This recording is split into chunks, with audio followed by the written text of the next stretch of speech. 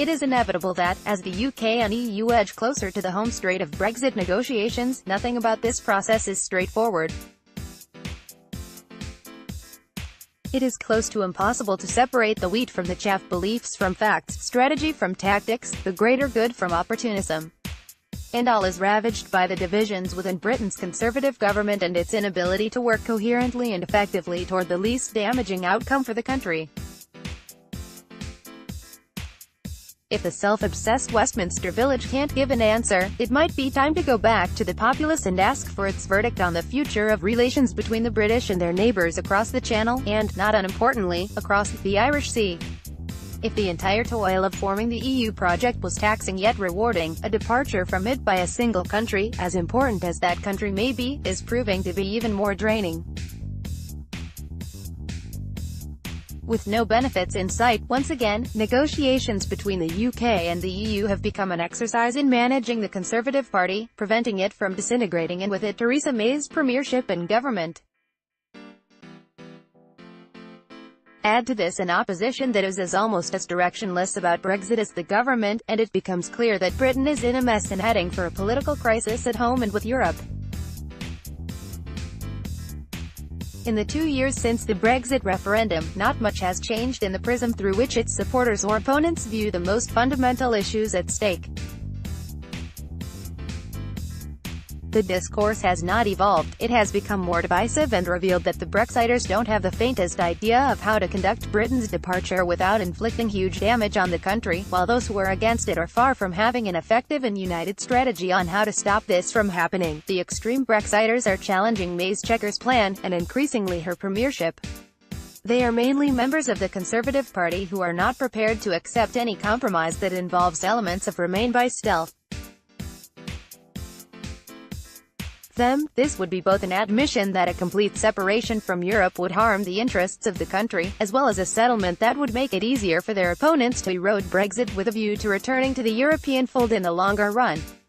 The combination of right-wing nationalists who talk about reclaiming total sovereignty from Brussels, and opportunists such as Boris Johnson who see derailing any deal as their path to power, again demonstrates that Brexit is more of a party management issue than a national project. A no-deal Brexit jeopardizes the futures of an estimated 3.8 million EU citizens who reside in the UK, and 900,000 UK citizens living in EU countries. Yossi Mekelberg ideologically or opportunistically, both continue to ignore the warnings of the dangers of leaving the EU without an agreement. This week it was the turn of the Governor of the Bank of England, Mark Carney, to warn that a disorderly no-deal Brexit could crash house prices by up to 33% and send the economy into another nosedive similar to that of 2008. Carney's warning was, by his own admission, a worst-case scenario. Yet it is a possible one, which would see mortgage rates spiraling, a further devaluing of the pound, soaring inflation, and countless homeowners left in negative equity. Moreover, a no-deal Brexit would inject more uncertainty into the life of EU citizens in the UK and British nationals in Europe, a situation that, as well as being immoral, will end in yet more people with much-needed skills leaving the British Isles, either of their own volition or by deportation. The futures of an estimated 3.8 million EU citizens who reside in the UK, and 900,000 UK citizens living in EU countries, is at stake. Many have already left or are planning to, fearing for their future. A total exodus due to a no-deal Brexit is unthinkable, but, as long as there is no agreement, both UK-based EU citizens and those who employ them are stuck in an unhealthy limbo. Bit by bit it also becomes apparent that, as in all policy-making, the devil is in the detail.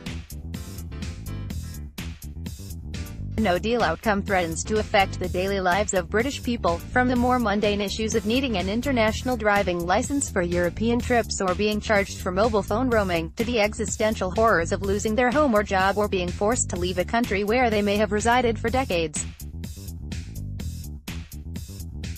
However, as things stand now, the Brexit ship is sailing on with no obvious captain at the helm, wobbling like a nutshell in a rough sea with no clear direction, succumbing to the political elements it encounters. And this is taking place at one of the most important junctures of modern history, when democratic and liberal Europe is once again under threat from the rise of populist nationalism. Europe needs the UK at the heart of it, and vice versa, to continue the journey of fortifying peace, stability and prosperity based on respect for the universal values of human rights. They need each other in standing up to the merchants of hate and division from within and from without. It is time for the British political leadership, government and opposition alike, to put the country's interests before that of their parties. In the absence of any such vision or courage, and in order to do right by the country and the rest of the world, the issue must be handed back to the people, for them to decide. Another referendum is not an ideal option and carries with it the risk of further discord. However, an honest leadership should outline to the British citizens what is the best they can get out of a Brexit deal, and what are the hazards of leaving with no deal at all. It would then be for the electorate to express their preference. At least this would be a decision based on greater knowledge of what Brexit means, which was certainly not the case when they voted for it the first time round.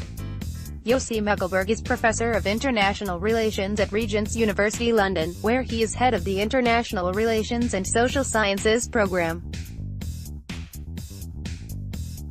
He is also an Associate Fellow of the MENA program at Chatham House.